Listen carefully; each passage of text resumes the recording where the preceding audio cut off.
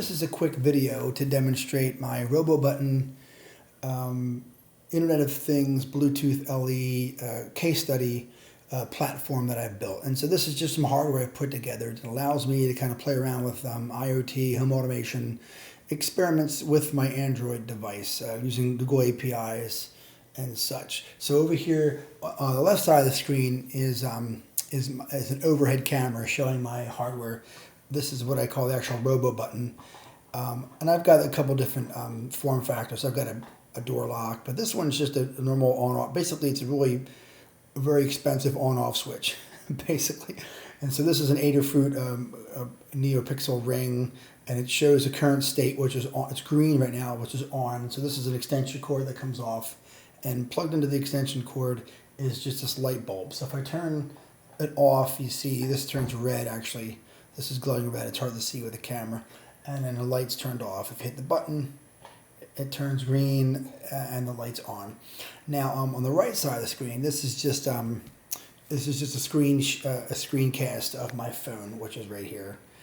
It's just easier to see when I screencast it. So now what I have here to begin the demonstration. So what I use are Estimote beacons, and these Estimote beacons are configured to be Eddystone beacons. And so this particular Eddystone beacon, I've configured it to be a URL beacon. And so it's broadcasting basically my application in the Play Store.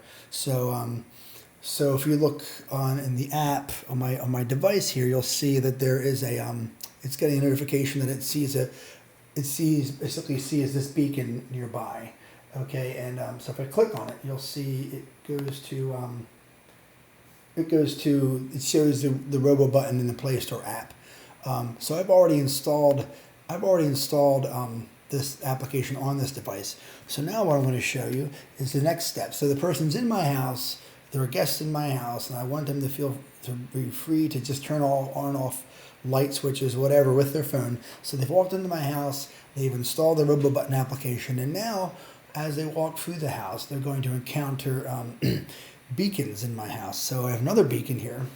This beacon is another Eddystone beacon that I've configured. I've actually opened it up. I've opened up the beacon and I pulled out the insides. Here it is here. This is the actual Eddystone beacon. And what I do for testing is I just take the battery in and out to simulate, a person walking in their home. So person walks into my house, they walk into a particular room, say the TV room. We'll turn on the beacon. So this is an Eddystone beacon that's actually broadcasting the UUID. Okay, and so this UUID is basically my Android application picks it up and it says, okay, I've discovered an Eddystone beacon, so I'm in a room of interest. I'm in a room that may have robobuttons.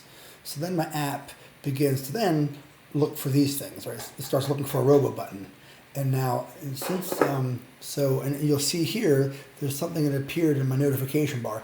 And this is one of the concepts that I've kind of playing with, which is using proximal context as a navigation aid. So if you pull this down, you'll see that it's actually detected this roboButton. And furthermore, it actually allows me to interact with the roboButton without actually launching my app. Which is a very powerful thing in the home automation world, because home automation apps are notoriously boring and just have lots of buttons and scroll views, and it's kind of ridiculous. So this says, hey, you're in this particular room, so you can actually toggle the state of it just with this notification. So if you want, you can actually launch the app by clicking here, and we'll see that the TV room is nearby, and which, remember, this Eddystone UUID beacon tells my app that I'm in a particular room. And now the interesting thing, what I've been playing with recently is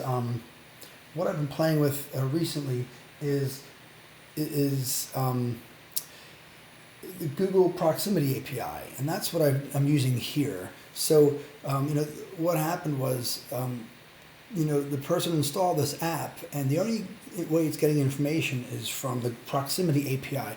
And what it does is my device sees the particular Eddystone UUID, and then what it does is it sends this information up the Google Proximity API and gets back any data, metadata associated with this beacon.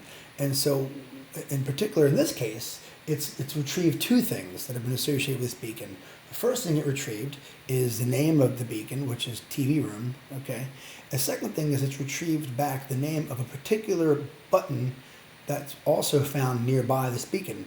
And so let me show you what I mean. So for example, if I click on this, you see this is the actual beacon, and I can use the app itself to provision these beacons. So I can click on this, and now I'm doing, this is Google Proximity API stuff. I'm actually getting an OAuth token back by doing this.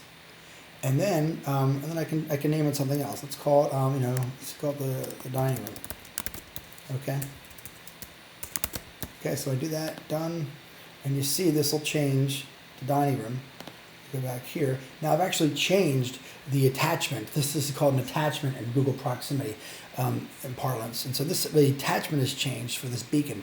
Furthermore, this attachment actually it's a serialized object actually that's attached to this beacon, and then I can also change how I can modify the state of this thing. But I can also long press on this, and I can change this too.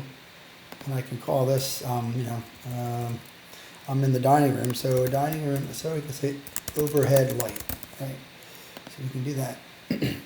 And again, this also, so I have also using the proximity. So there's no there's no cloud that I have to install. It's all done through the public Google Proximity API. And using OAuth to verify, and actually it gets back the data using the API, the token, the web API token. So it doesn't use OAuth to retrieve the attachments. So the thing I had to do there where I authenticated with my password, that was just for changing the attachments. But if someone could just install this app, and as you saw, they would retrieve these attachments with only authentication from the app itself using the API key. So I dived into the proximity API there, which I didn't really mean to do, but so I just want to demonstrate the overall how I'm using the proximity API there. And I guess that's about the end of the demo. Thank you.